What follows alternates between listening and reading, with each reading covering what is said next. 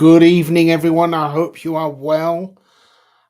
Let's talk about the energy bill. Now, here my camera is flickering. I don't know what's going on here. It shouldn't be doing that. Just a moment, because that is really frustrating if it does that constantly. Just seems to just change the settings automatically, doesn't it here? Where is it now? Oh, crikey. Isn't that amazing? There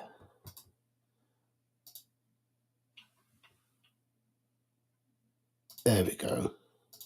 That should be okay now. There we go. That's it. Okay, so let's talk about the energy bill and what that means for each one of us.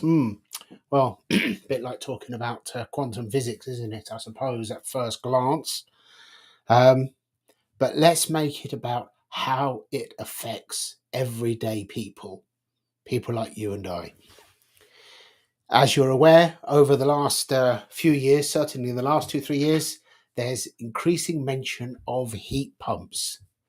If you have had the pleasure of watching my videos on my property channel, you'll know that I really dislike air source heat pumps. And rather than just focus exclusively on heat pumps or what I think about them, this is more about the general effect on everyday people with all of this nonsense that we are just being inundated with. And it's not only making our lives hard, but our lives are going to get extremely hard if this bunch of nutters have their way, because they really are in cuckoo land. So, as you know, in the previous parliament, we had Michael Gove with his Levelling Up Act that never got through. All it did was the threat of landlords having to bring their properties up to a minimum EPC rating of a C by 2025, just next year now, actually was enough to give a nudge to thousands of landlords who had a portfolio of older properties that they couldn't afford to bring up to that rating of a C to sell them. And then Fishy Rishi suddenly decides that he's going to scrap that. But the week before he scrapped that, he sneaked through the energy bill. And in that energy bill is the provision for this lot to be able to resurrect all of that and not only enforce it upon you, but any misrepresentation about the energy of your home could result in fines of up to £15,000 or 12 months in prison. So this is the road they're actually going down. There are many properties in England that would struggle to reach an EPC rating of a C. For those of you who are not aware, I am a registered DEA, Domestic Energy Assessor. The reason I actually studied to do that is because obviously I sell properties. I thought it would be great to know a little more about it, to be able to advise my clients before they come to market what they could do to improve the energy performance of their home, to make it more attractive to buyers. And I enjoy doing anything to do with property, so it is wonderful. And it was a great learning curve, and it helped me to understand a lot more about what's involved and what's genuine and what isn't. And whilst I appreciate that there is an algorithm to try to give a fair comparison in between properties, all of this energy performance directive that is being thrust at people is just going to make life harder and harder and harder for them. So heat pumps obviously is something that has been pushed quite a lot, although the sale of them has begun to struggle over the last 6 months or so to the last year, 6 months. When I made a video on my property channel, and I expressed my opinion about them. The vast majority of people were grateful for what I had said. I knew who the losers were, because those who were hostile in their comments, always no name, no image, the usual trolls, but there are obviously people who had a vested interest in the industry selling them, and they didn't want me reaching thousands of people and telling them that I think these things are rubbish. In the same way that I specifically went out my way to point out to people, no matter what you think the saving may be, do not have spray foam insulation in your loft, because if you spray all of the rafters and seal off the roof, yes, it will insulate your home even more, but in many instances it could render your home unmortgageable. Most lenders, or rather the vast majority of lenders, do not like spray foam insulation in the rafters, because the surveyor cannot establish the condition of the roof. There are some that are better than others, or should I say, some are worse than others for harboring humidity and bringing on wood rot in the rafters, which could then result in a complete new roof, and that obviously isn't cheap. I had the same with that, but that's another topic. Now, where heat pumps are concerned, for example, you watch BBC, if you do, and you want to be a well-behaved ecological citizen. So you are thinking, I'm going to rip out my gas boiler and I am going to install a heat pump. It's probably best that we don't go down the route of how the energy gets to the heat pump, because that's a long-winded argument. But I do suggest that you conduct your own research with regard to that. Only about 40 or 50,000 homes in the whole of the UK are an high A rating. We have some of the oldest housing in the world, and although it's beautiful, although it's charming, it's definitely not as well insulated as a modern Scandinavian home. Of course, we all know that. So what happens when you decide to take that step and you then go and install a heat pump? For the average person, when they do that, they might get a grant, they might not. I don't know what's available at the moment, but it's still several £1,000s. And then they find that their house is, if they're lucky, lukewarm at best. Because you will find that the average salesman, person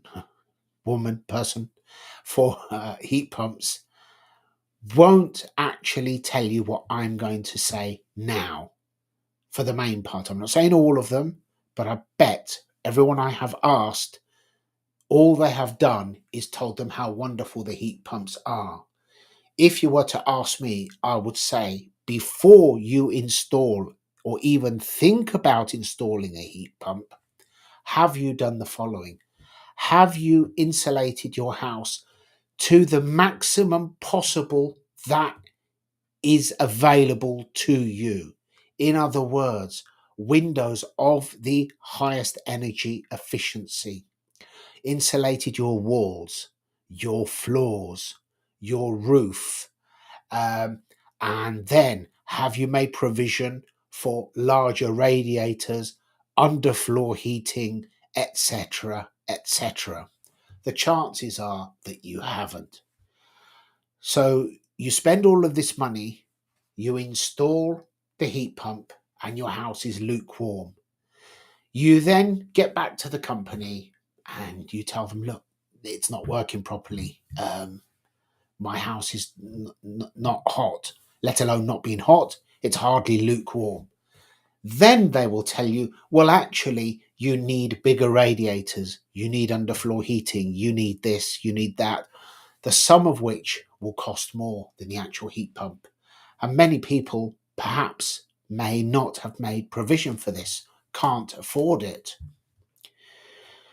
To put it into perspective, and this is me being a little sarcastic here, but still, if your house is warm, if your house is insulated well enough for a heat pump, you don't need one. All you need is a couple of these. I'm exaggerating, to be honest. As you've probably gathered, it's not two that you need about half a dozen. But in reality, I can't overemphasize how well insulated your home has to be for a heat pump. But it's not just the insulation, it's also the heat distribution. If you have a gas boiler with its beautiful high flow rate and you have, say, a lounge that's 25 feet long or more, for example, rectangular lounge or room, whatever it is, and you have a big radiator at one end of the room, depending on your circumstances, for the main part, that whole room would be comfortable. It will be noticeable the other end of the room, but it will be fine. Because a heat pump has a much, much lower flow temperature, that heat in the same situation, that radiator will be nowhere near as hot. And there's no way that heat would cross that room and have any effect. By the time it makes its way halfway across the room, it's already at room temperature. So it won't have any effect on the other side of your room. That's why you need really underfloor heating, so that the lower temperature, as it is because of the lower flow rate, rises evenly throughout the room, and then it's acceptable, more than acceptable in that situation. But there's more to it than that. Many homes in the UK are small homes. Your two up, two downs are barely 15 to 20 feet wide. What are they? 6-7 meters wide at the most. And so think about it. These little terraced houses, you have this big heat pump installed outside, out the back, right at the outside of the house. You can't install it at the end of the garden because, again, by the time the heat gets to the house, it will have gone. So it has to be literally at the back of the house. So effectively, next door's bedroom is just above it. There are problems throughout the country with people complaining about their neighbours' heat pumps. They're keeping it quiet. Even the media is not really reporting it. Every local authority is inundated with complaints from neighbours of those who have had heat pumps installed, especially in, be it the up, two down, the old terrace houses, or the newer modern houses, the two-bedders. Again, similar principle, not very wide. Noise can be heard even more with those houses. And if you have a heat pump installed and you work irregular hours, or you're a night owl and you get home at 11 or 12 at night and turn your heating on, and that thing kicks in at midnight, it will disturb your neighbours. And night after night after night, they will, at the very least, be, at best, they will be unhappy. At worst, they will fall out with you or complain to the council. So it is causing a lot of problems. And that's just to begin with. Anything with a fan eventually just gets noisier as time goes by. That's just how it is. If you've ever been to an apartment or a villa in the Med with air conditioning, listen to the noise when you turn it on, and it does sound like a judder. And I know from my own, it's a few years old now, but it's not that old. And within no time, within a couple of years, it literally made an almighty noise every time it starts. It's just how it is. Anything with a bearing will gradually wear and there will be more play. It's just how it works. And then there is the element, sometimes people struggle to understand how a heat pump can extract heat from fresh air if the temperature is very low. Um, it is to do, I did look that up because I thought, I tried to get my head around it. It is to do with the fact that zero is not zero. There is energy in the air, even when it is approaching zero, because there is energy all the way down to even below zero, because that's where we have zero, but then we have absolute zero, which is minus 273. At that point, there is nothing. But it still struggles. And effectively, if the temperature is freezing, not only can heat pumps anyway struggle, they can freeze, and then they need to use electricity to defrost themselves before they start working. Um, you've then got the problem that the house is not doesn't get warm enough. It actually uses an older system for your water, because we're back to immersion heater heating for your water. And in my opinion, the whole thing is just a catastrophe. And I can see in 10 years' time, give or take, you will begin to get the text messages or whatever we have in those days. Have you been missold a heat pump? That's the point that we will be at in the near future.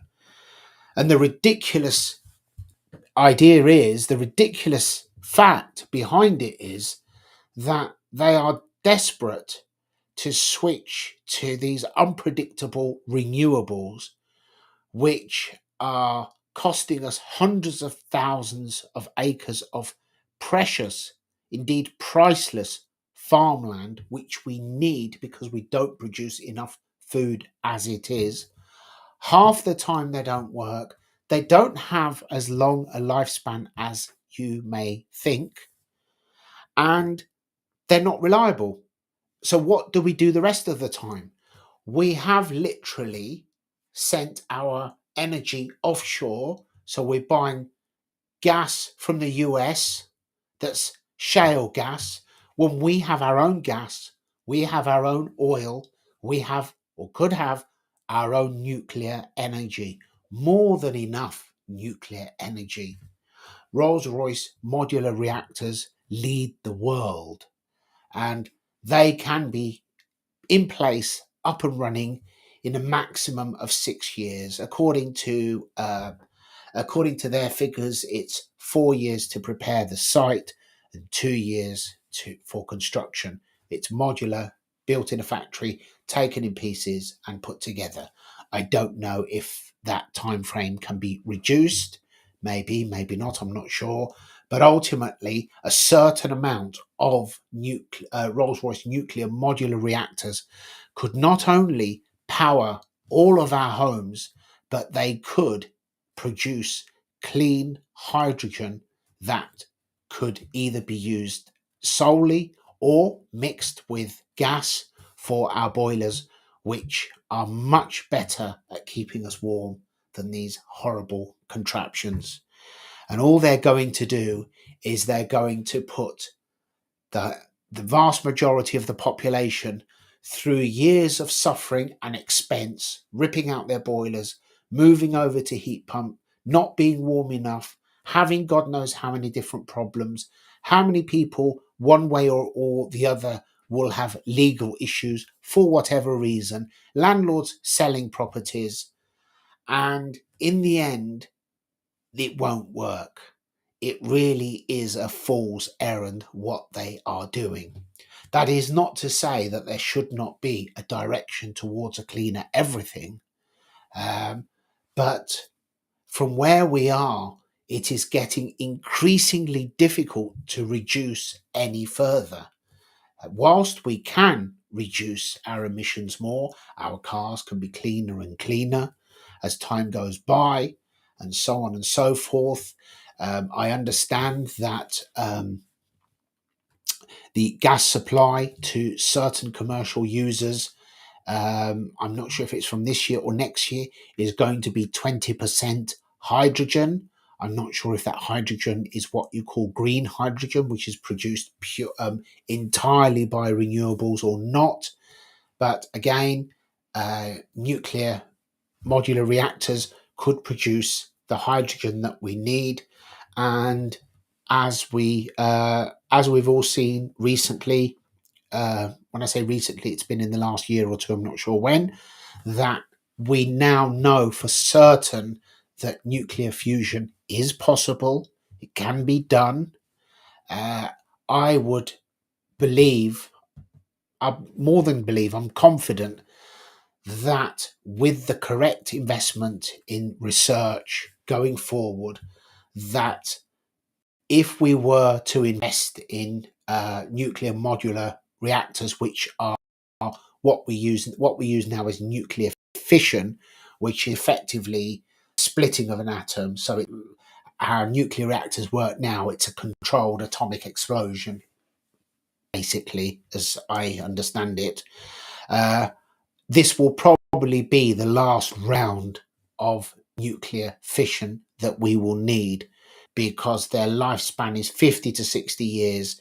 And if enough investment is made in research, not just in the UK, but it would be nice if it were a collaboration of work of research globally before this cycle of reactors were to reach the end of their lives, we should be able to move over to nuclear fusion, which is the fusion of atoms, which creates an implosion. But more importantly, it is fueled by hydrogen, not by uranium. So the byproduct of nuclear fusion is water. Anything goes wrong, there is no risk to the people in the facility or people who live around it. It just stops. That is the energy that fuels the sun, it fuels the stars, and I believe that it could fuel life on Earth in the future. That should be where all our energy, no pun intended, should be directed, not at windmills that are polluting, sat on a bed of 800 cubic meters or more of concrete that is polluting with toxins our farmland, and solar panels.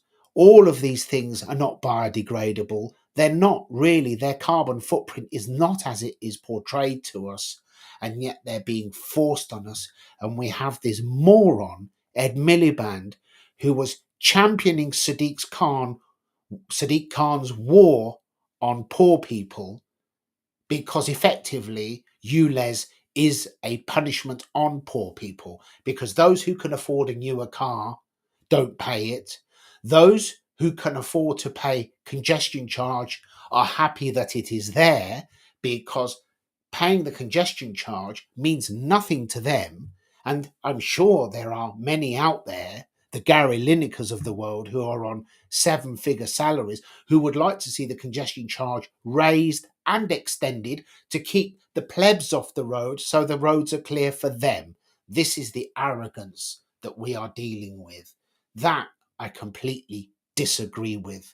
I am in favour of moving to cleaner and cleaner vehicles, but it should be done uniformly. It shouldn't be a cynical extortion of money from those who can least afford it. And it should have been done in a direction that leads cars, motor manufacturing in general, to aim for cleaner cars overall on a sliding scale. Myself, it's definitely in central London. Central London is unique. Um, there is nothing other than like central London anywhere else in terms of transport, tubes, and so on. You can manage most businesses apart from most transport, apart from if you're a plumber or something, um, in central London. But effectively, even if it were extended outwards, I would have liked to have seen a cap on maximum emissions. That is going to reduce on a sliding scale over 10 or 15 years. And cars that exceed that would not be allowed, full stop, whether they pay or don't pay. That would have been fair, but it wouldn't have raised any money. It's just the way that money is being raised and the people who are being targeted for this money. If you remember when ULEZ was first extended to the North and South Circular, Sadiq Khan was on the record saying he was disappointed with the revenue that it has raised. Let that sink in. Just think about that for a moment. We just have a look. Oh, sorry, there's all these questions here. I'll get to you in a second, guys. I'm sorry about that. So this guy was disappointed that he could not extort more money from those who could least afford it. This is the society that we have reached in Great Britain in 2024. Okay, Paolo, good evening, my friend. How are you? Net zero is fine, but it is not something that will happen tomorrow or in 20 years' time. The UK has far too many old houses that cannot be properly insulated. Absolutely. And those houses should be gradually improved. I've mentioned that in different videos because they are a national asset. They are part of our heritage. They should not be knocked down. They should be improved. They should be lovingly restored and cared for because they were there before us. They hopefully will be there when we've gone, unless we have another term of Labour, because they love destroying our heritage. And effectively, as I see it, we're just passing through. Plus, there are thousands of terrace houses that just do not have the land area for heat pump piping. Yes, absolutely. That is definitely the case. And I'm getting brave now. If you disagree with me and you really want to join me, I don't mind if you want to join me and just bash me. That's absolutely fine because I'm always championing democracy. So it's only fair that I give those who disagree with me the opportunity to join me. So if you want to join me now or in the future live, WhatsApp me on this number 07854 335 986 and I'll send you a link and you can join me. Just make sure you're somewhere quiet and well lit so that you can be seen and heard. Okay, what's next? And good evening. And who do I have? Paolo. They have been talking about nuclear power for years and still drag their feet. Hydrogen is the way forward, and we have small companies developing small power plants, mostly for cars. Hydrogen is definitely the way forward, and so is nuclear fusion. Since the 50s, nuclear fusion has been 30 years away, but it's finally been proved that it can be achieved. It's not easy, but it can be. I do believe that if enough effort is put into research and development, that, as I said, we will need another cycle of nuclear power stations with the current nuclear fission. But I believe that by the end of the cycle of the next nuclear power stations that come online, that hopefully we will be able to move over to nuclear fusion. That is the dream energy for the whole world. Imagine the possibilities of limitless energy. And I don't know the correct term, so don't quote me as don't. This is not an absolute, but like for like, nuclear fusion generates 3 or 4 times the energy of nuclear fission, and nuclear fission is already an incredible amount of energy.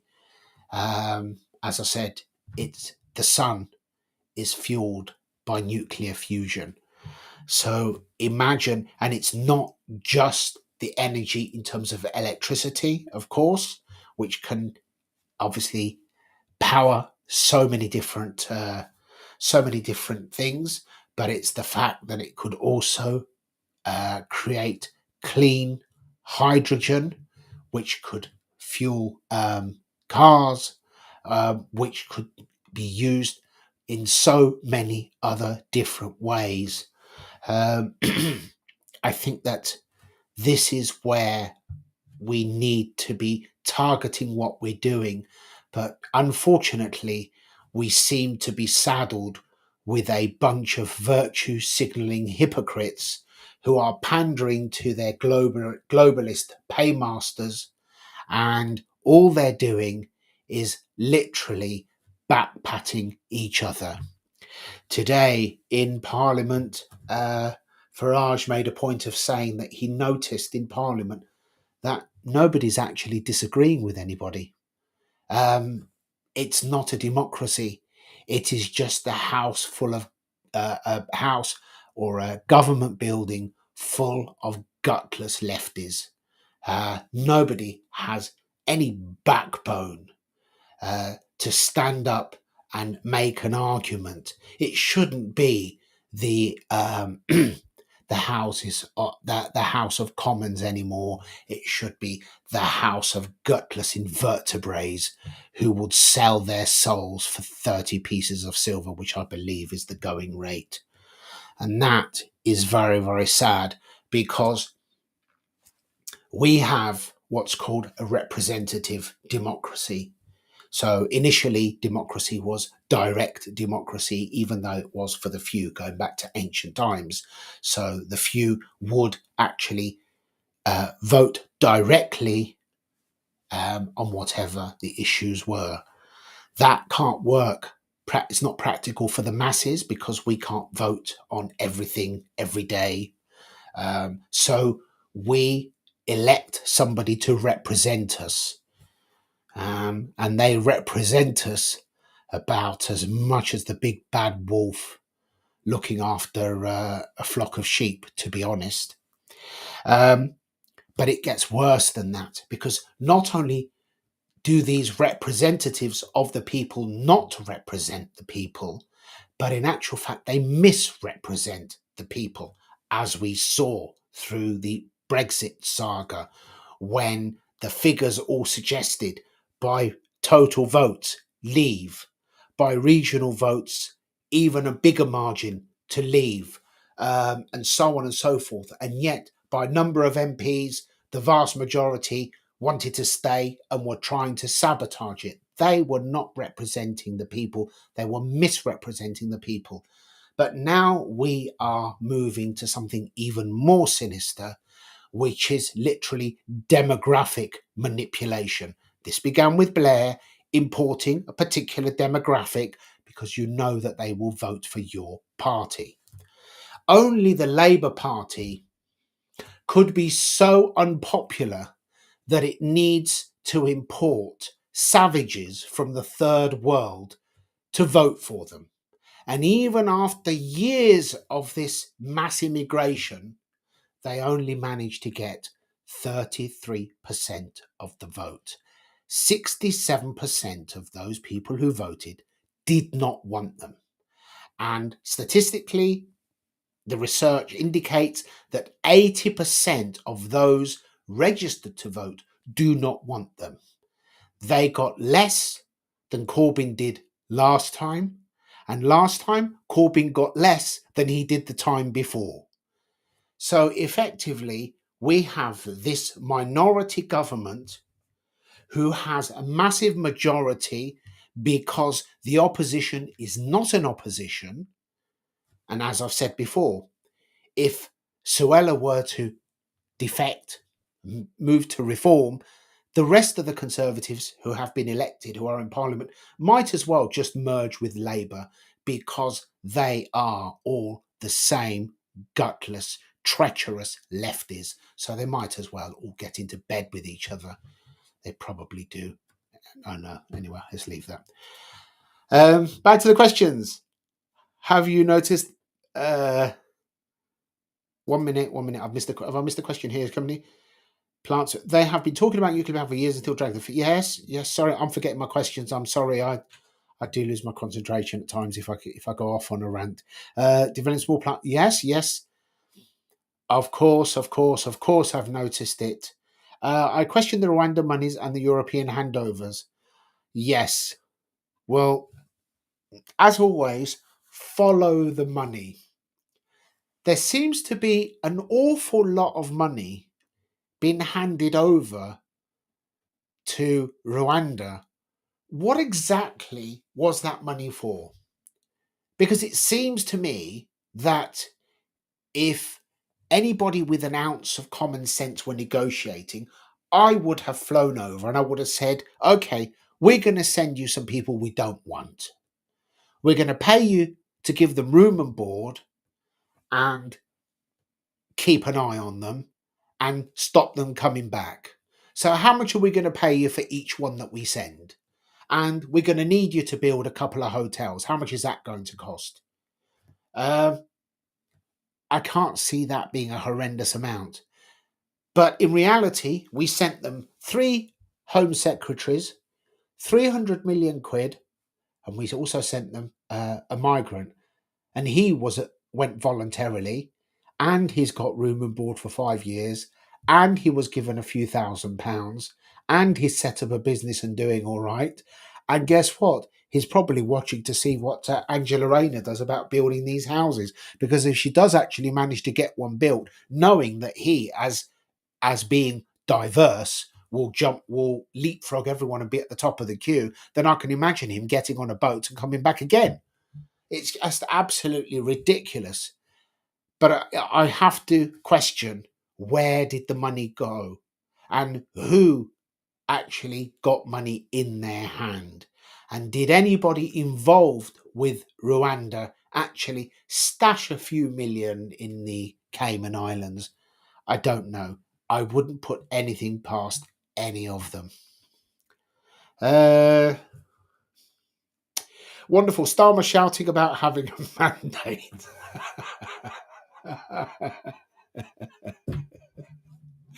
Yeah, absolutely. It's just a joke, and it's an insult.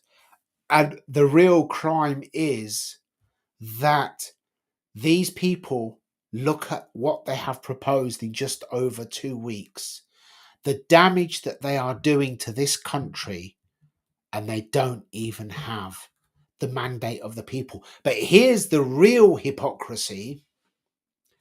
51.8% of the population voted to leave the EU, and they wouldn't have it.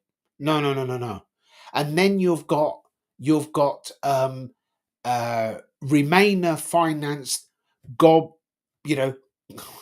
verbal mouthpieces like Femi, who release videos saying that the statistics show that most of the people who voted to leave were older people, and they've probably died by now, just as I had predicted. This is him trying to show that he's clever now. He's not clever at all. He's an idiot. But anyway, and we've left Europe because of dead people, and we want another referendum. Well, 51.8% wasn't acceptable to them, but 33% is. For them to be doing the damage that they're doing, for them to be going cap in hand, signing away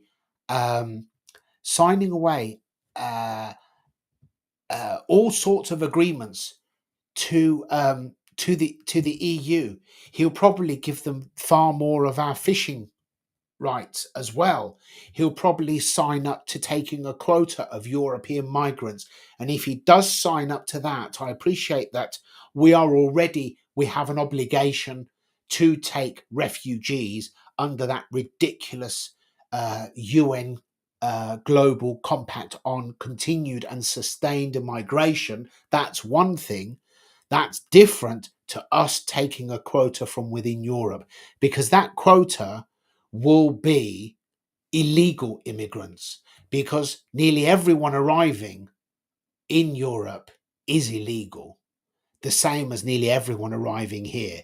But the Labour Party now, today, I posted it on my wall in case you hadn't seen it, are referring to illegal immigrants as irregular immigrants. They are not irregular. There's nothing irregular about them. They arrived here illegally. It is a crime to enter the UK without a passport, and that crime carries a penalty of 6 months in prison. They are criminals. They are illegal immigrants. They have broken the law. They are subject to a custodial sentence because none of them are officially refugees, and every single one of them is effectively being pardoned, rewarded by free accommodation in a hotel, phones, benefits, God knows what else. When they go out and they rape and they pillage and they steal and they cause damage, it is covered up and hidden, and anybody who stands up against it faces retribution from the woke police, as you saw in Leeds. The one person who got arrested in that 24-hour period of the riots was a woman who stood in the street protesting to the catastrophe that has fallen on her neighborhood because of mass migration. And even Trevor Phillips, the champion of multicultural Britain, actually narrated a film called What We Think About the Things We Think About Race But Don't Say. Surprisingly enough, it was a BBC production, but I don't think it went down too well because they never showed it again. It's not available on any platform, but I do have a copy, and I will actually pick out a few clips to show you in future where Trevor Phillips actually on camera admits how wrong he was to promote multiculturalism and the damage that it has done.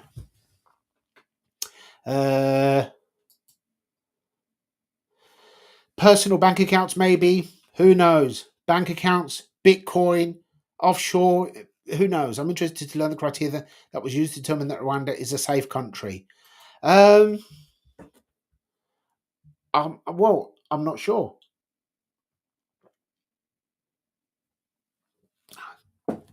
Obviously, we know that they had a civil war 30 years ago, but apparently,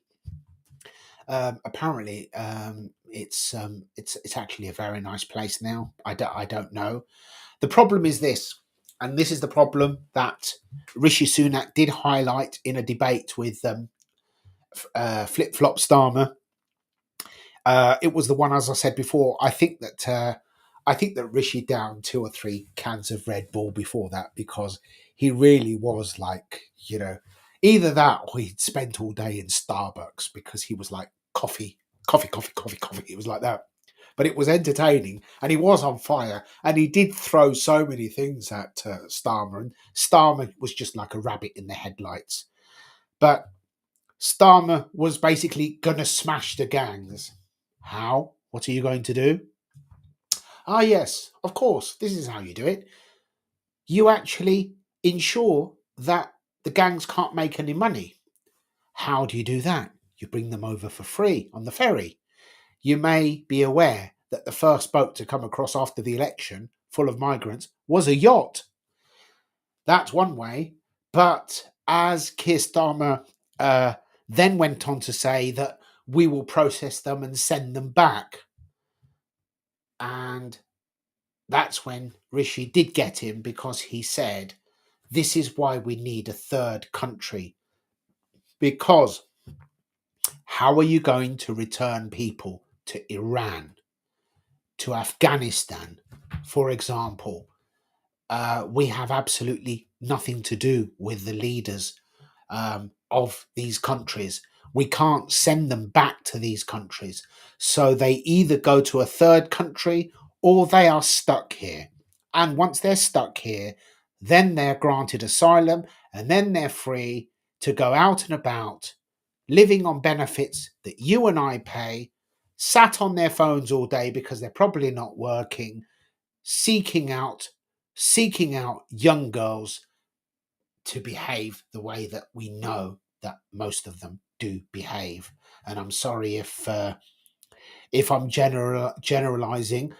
If I were generalizing, there's a lot more that I could say. Trust me, I'm actually being really, really polite, and I'm treading carefully, as you've probably gathered. Still here, working mind. Sorry, prison.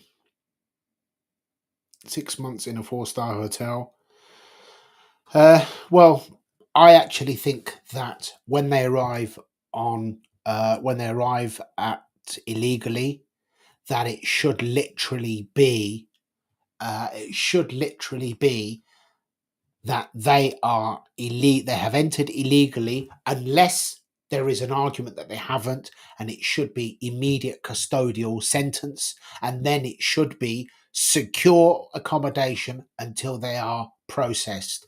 But now, unfortunately, this I don't know what the figure is, because we've been told 70,000, then 19 and 120,000. I think that the illegals, that's just the ones that we know of. I think that illegal people in the UK is much, much higher than that, many times higher. But who's to know? Because those who have access to that information are going to lie and cover it up or destroy it anyway. Because most of them have no allegiance to the sovereignty of the United Kingdom. They're working to destroy the sovereignty of the United Kingdom. I don't know why. I don't know if it was because they were bullied at school, because they have problems in the personal department, or whatever the reason may be. Why would somebody actively undermine and participate in the destruction of their own beautiful sovereign state? That I just cannot get my head round. But out of these 120,000, it's estimated that between 70 and 90,000 will be granted asylum, which means they will instantly be told, right, you can live here, you're entitled to benefits, there's your national insurance number, so you can claim benefits. They're not going to use it to work, are they? And that's it, they're off. And yet, yesterday, it was announced that the British public must take these people into their homes because there's not enough room. So now they're, if you like, pleading with the British public to open up their homes and take them into and rent them a room. That won't go down very well, and it won't end well. It was bad enough for those who took Ukrainian refugees. There was a lot that were fine, but there was a lot of people who had problems. There was even a couple who had, who had a Romanian woman, a Ukrainian woman in their home, who actually did sod all. And when they asked her to actually help with the housework, because they'd done so much running around, helping her to get a bank account and sort this out and sort that out, and when they were at home, rather than help them with the chores, she was just sat there doing her nails.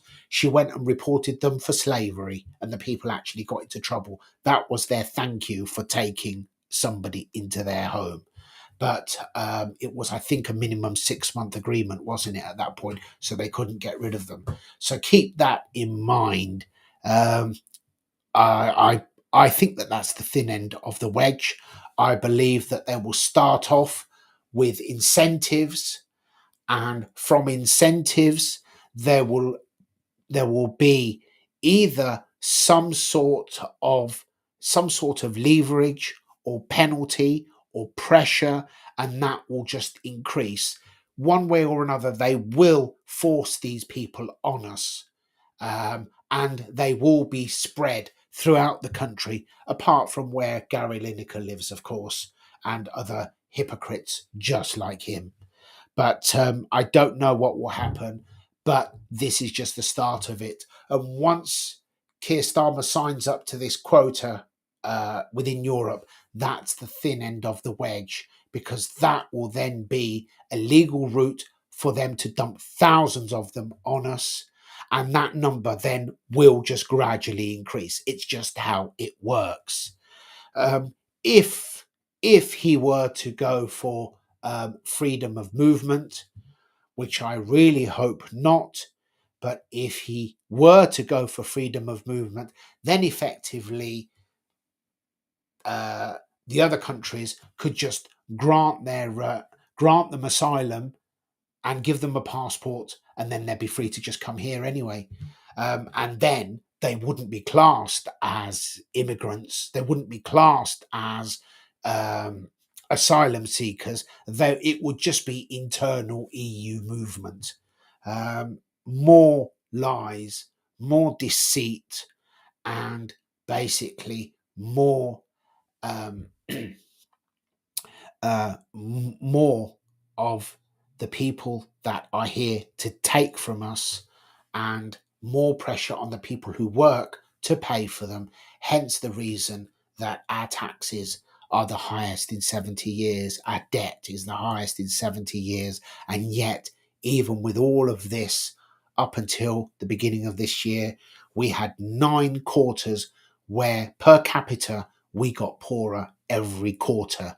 Of course, if you have more people, the total GDP increases. But if that pie is being divided up much, much faster than the pie is growing, then everybody's slice is getting smaller and we're getting poorer. And this is all because we are being forced against our will to take these people in. And I find it amusing when people step up, whether it's online or face to face, and step to the defense of these people, and they say whatever they think is necessary to say to make them look good, to make them feel like they're a very good citizen. I'd like to take these people and I'd like to take them on a tour round Rotherham so they can meet some of these girls that were raped by these gangs. It's not just in Rotherham, it's up and down the country, and it is covered up and covered up and covered up and covered up because people who should be ashamed of themselves are facilitating the importation of perverted monsters into our country. And they have blood on their hands, just in the same way as that Polish woman said to Merkel in the European Parliament last week, when she said, "You are responsible for every rape, every attack, and every crisis. Keep your hands off Poland." Brave lady. Fair play to her. So, because Ireland is a smaller island than the UK, do you think it's an experiment on people management they are monitoring for the UK? Well, I can give you a more realistic example than that. That's even more in crisis, to be honest, and that's Cyprus. Cyprus is probably going to be going from nothing just a few years ago, as in terms of all of this Africa, sub-African continent and Middle Eastern mass migration, to where it is now. I can see the local people being outnumbered in the very near future. It's not that long. I'm interested to see what will happen there. And Ireland obviously is a bigger nation. It's not a nation of a million. It's a nation of 5 million, so it's a bit bigger. There's also Malta. These smaller states are the ones where where the demographics will change that much quicker. I do have a graph somewhere that actually shows the immigration per thousand per capita, and in the UK, I think it's like 5 or 6 per thousand, wherever it was. Well, if it was 5 or 6 for whatever in the UK, it was 151 in Cyprus. It was way ahead by a long shot. That's the degree that is arriving there. There's even a video, I'll see if I can dig it out, of a ship picking up boatloads, a whole ship full, a ferry, from Lampedusa, and that ship was a Cypriot ship. I believe that they go out of their way to cover it up. I believe that they are actually coached before they arrive in Cyprus not to let on how they got there, because I have spoken to some over in Cyprus and they're very, very cagey how they got there. But I believe that they are actually ferried in from Lampedusa into Cyprus, because Cyprus is facing a demographic crisis faster than you could possibly imagine because of the numbers of these people coming in, and they're struggling with the numbers. I don't know what will happen. Greece, I believe, behind the scenes, unofficially, has started to take steps to deal with it. Some of those steps are quite drastic, but I not only sympathise, but I support their right to do whatever they can to protect their country from invasion, and this is an invasion. And that's where we are at, I'm afraid. So once again, we started on one topic, which was energy. I don't know how we got to immigration, but anyway, there we go. So just to finish with our original topic, keep these in mind. If you are thinking of a heat pump, if your house can be kept warm with a couple of these, then consider an air source heat pump. If not, stick with your gas boiler, regardless of what Ed Miliband says. He's just a horrible little brat with a chip on his shoulder because nobody wanted him when he stood for election. That's basically what it is. And he's also looking at his friends who have done so much better than him, like Nick Clegg, who sold out his party and now is part of Facebook, sharing government secrets on how to spy on people for a 7-figure salary. Or then there's his brother, Dave Miliband, who is actually involved somehow in the background with all of this migration, but I don't know exactly what he's doing. Then there's George Osborne, and just to name a few. And I'm sure that Ed Miliband wants to keep his globalist paymasters happy. He wants to earn himself from some brownie points so that he can tick off all of the check boxes, so that at some point in the future he can go off to Facebook or Google or wherever it may be and earn himself a large salary betraying his own nation like so many others do. It's absolutely tragic. It would be funny if it weren't so tragic, but it's not funny because it's our nation that they are betraying. On that note, I will be calling it a night now. Thank you very, very much. It's been lovely to speak to you. Thank you for joining me, and I shall be back again soon. See you next time. Bye bye for now.